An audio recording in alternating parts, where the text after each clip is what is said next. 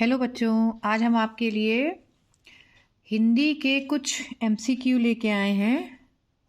अभी आप लोगों की सीटेट की परीक्षा होने वाली है और इसके अलावा आपकी बच्चों के लिए भी विद्या ज्ञान परीक्षा होने वाली है। ये सभी क्वेश्चन जो हैं हिंदी के एमसीक्यू हर कंपटीशन में काम आते हैं, तो आप लोग इसकी तैयारी कर लीजिए। पहला आपका प्रश्न है, कौन सा शब्द संज्ञा है? तो शहर, वह, हम और। तो देखिए, इसमें संज्ञा की परिभाषा आप लोगों को आती होगी। वह किसी प्राणी, वस्तु, स्थान व भाव के नाम को संज्ञा कहते हैं। तो इसमें से देखिए, नाम क्या है? सबसे छोटी परिभाषा संज्ञा की होती है, नाम ही संज्ञा है। किसी जगह का नाम, किसी प्राणी का नाम, प्राणी मतलब सजीव का नाम, और किसी वस्तु का नाम, किसी फीलिंग्स का नाम। तो ये सब आपके इसमें देख लीजिए, यहाँ पे कौन सा है। वह आपका सर्वनाम है, हम आपका सर्वनाम है, ठीक है। और ये जो और है, ये आपका अव्यय है। तो यहाँ पे सही शब्द है आपका संज्ञा शहर, ठीक है। फिर है दवात का बहुवचन है। दवात किसको बोलते हैं? जिसमें स्याही रखी जाती है। तो इसका बहुवचन दवातों, दवातें, कई दवातें। इसका सही आंसर है दवातें। तुलसीदास ने रचना की गीता की, रामचरितमानस की, पुराण की कि वेदों की? तो इसका सही जवाब है रामचरितमानस की।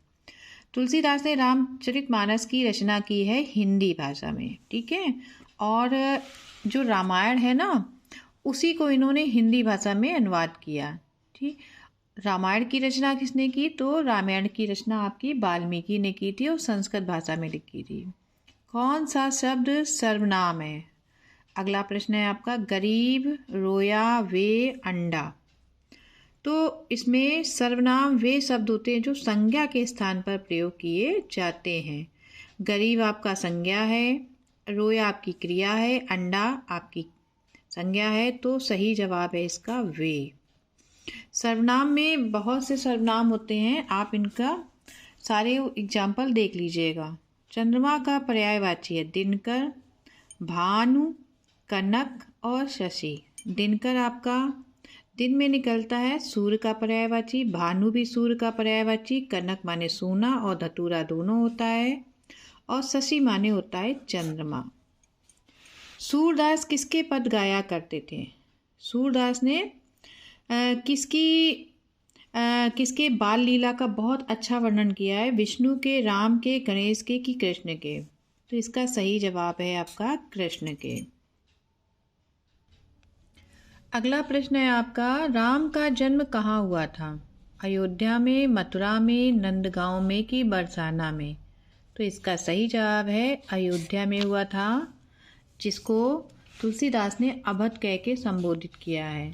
कठिन का विलोम शब्द, विलोम का मतलब जानते हैं, इसका विपरीत या उल्टा? तो कठिन का सीधा, सरल, कोमल कि मुलायम? तो कठिन का होता है सरल। सही जवाब है आपका।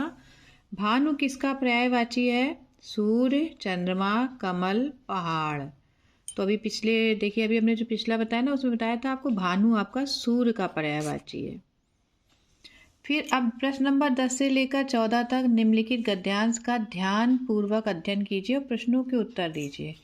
तो ये आप लोग इसको पढ़ लीजिएगा। सूरदास के पद गांव गांव में गाए जाते हैं। वह हिंदी के यशस्वी भक्त कवि थे। भगवान श्री कृष्ण की बाल लीला का जैसा भावपूर्ण चित्रण सूरदास ने किया है। किसका किया था? श्री कृष्ण की बाल लीला का किसने किया? सूरदास ने। वैसा विश्व साहित्य में अन्यत्र माने और कहीं दुर्लभ है, कठिन है।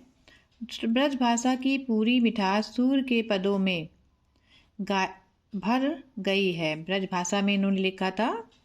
विद्वानों का मत है कि सूरदास का जन्म दिल्ली के निकट बल्लभगढ़ से लगभग 2 मील दूर स्थित सीही में हुआ था। इस पे ध्यान दीजिए। सूरदास का जन्म दिल्ली के निकट बल्लभगढ़ से लगभग 2 मील दूर स्थित सीही में हुआ था। वह जाति के ब्राह्मण थे, इनकी जाति ब्राह्मण थी। किशोरावस्था में ही विरक्त होकर वह मथुरा चले गए और बाद में आगरा मथुरा के बीच गऊ घाट पर साधु के रूप में रहने लगे।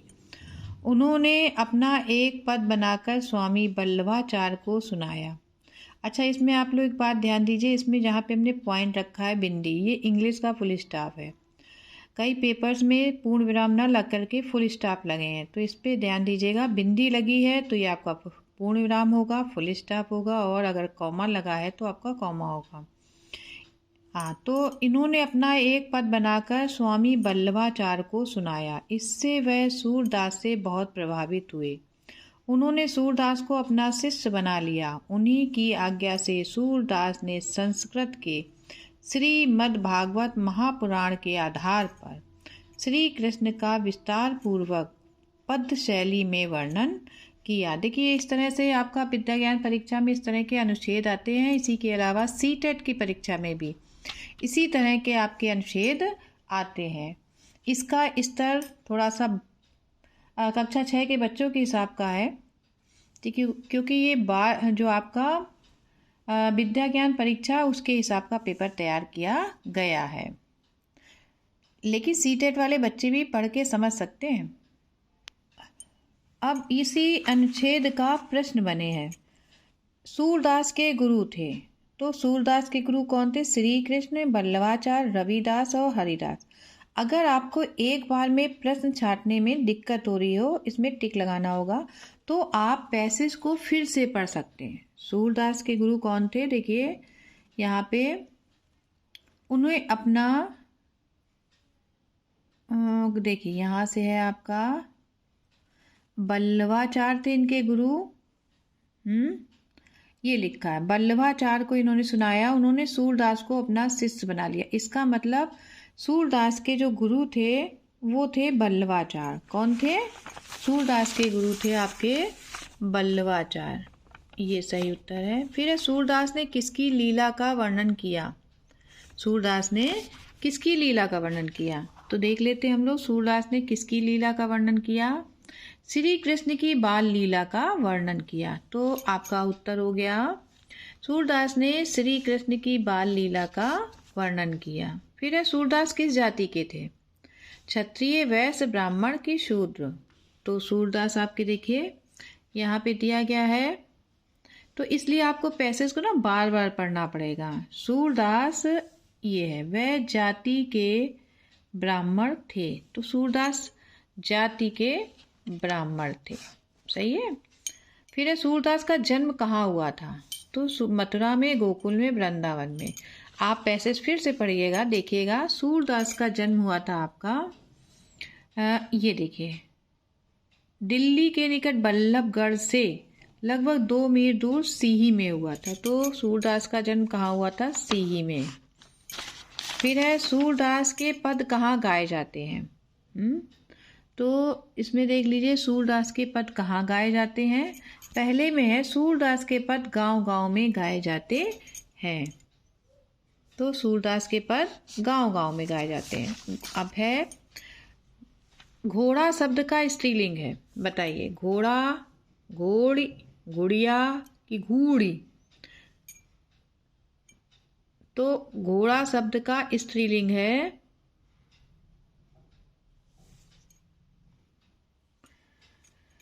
घोड़ा शब्द का स्त्रीलिंग है आपका घोड़ी। स्त्रीलिंग पुल्लिंग जानते हैं? हिंदी में लिंग कितने होते हैं? 2 होते हैं, पुल्लिंग और स्त्रीलिंग। ये घोड़ा पुल्लिंग है और आपका घोड़ी स्त्रीलिंग, ठीक है। फिर है सार्थक शब्द है। सार्थक मतलब जिस शब्द का कोई मतलब होता है, जैसे गीपा, सेब, रणलय। तो अगला प्रश्न है, ये सार्थक शब्द है आपका सेब। बाकी का आप पढ़ के देख लीजिए, इसका मतलब समझ में नहीं आ रहा है। फिर आपका ग्राम का तद्भव शब्द। ग्राम जो होता है ये संस्कृत का शब्द है। तद्भव शब्द जो होते हैं हिंदी के शब्द होते हैं। तो इसका सही जवाब है आपका, देखिए गाम, गाँव, ग्राम। ग्राम तो गाम्र लिखा है ये, और ये है गाँव, तो ये है इसका तद्भव शब्द। तद्भव शब्द को अशुद्ध शब्द भी बोलते हैं।